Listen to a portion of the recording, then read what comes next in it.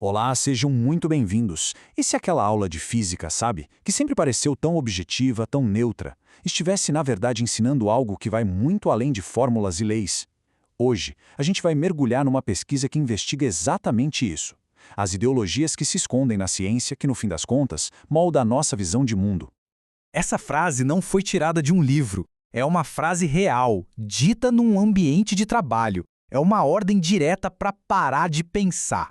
Uma humilhação assim poderia ter esmagado uma pessoa, mas, nesse caso, acendeu um pavio. O pavio que iniciou uma investigação completa sobre como os sistemas, às vezes, nos ensinam a não pensar.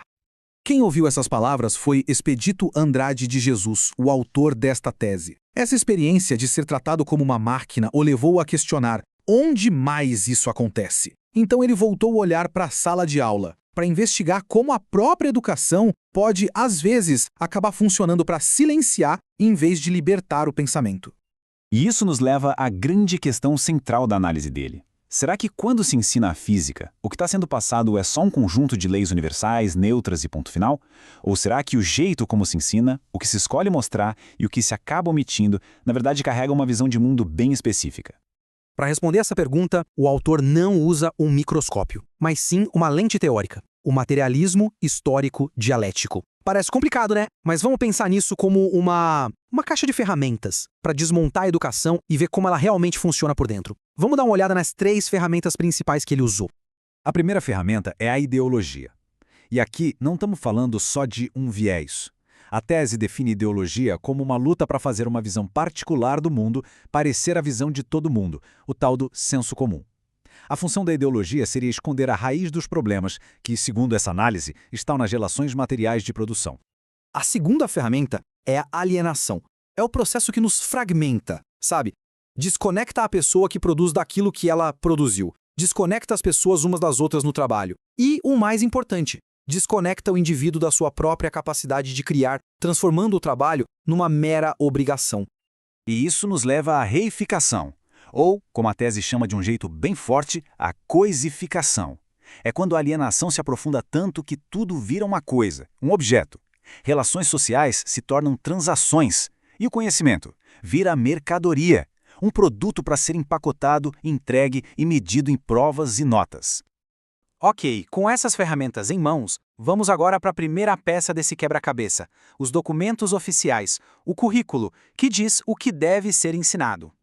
A análise mostra que os currículos não são criados do nada, isoladamente. Eles seguem diretrizes de organizações globais que incentivam uma educação alinhada às necessidades do mercado. Ou seja, a educação é moldada para formar trabalhadores, e não necessariamente cidadãos críticos. E aqui a evidência fica quase matemática. A pesquisa literalmente foi lá e contou as palavras nos documentos. Termos como competências, empreendedorismo ligados ao sucesso individual aparecem o tempo todo. Agora, palavras que questionam o sistema, tipo classe ou contradição, essas praticamente somem. A própria linguagem do currículo já parece ter escolhido um lado. Agora, vamos sair um pouco do plano das diretrizes oficiais e entrar na sala de aula olhando para a principal ferramenta que leva essas ideias até os alunos, o livro didático. Pense num diagrama típico de máquina térmica, como este. É limpo, eficiente, mostra a fonte quente, a fonte fria, o trabalho realizado. É a ciência na sua forma mais pura, mais abstrata. Mas será que é só isso mesmo? Essa análise nos força a olhar para os espaços em branco. Além das engrenagens e das setas, o que mais faz essa máquina funcionar?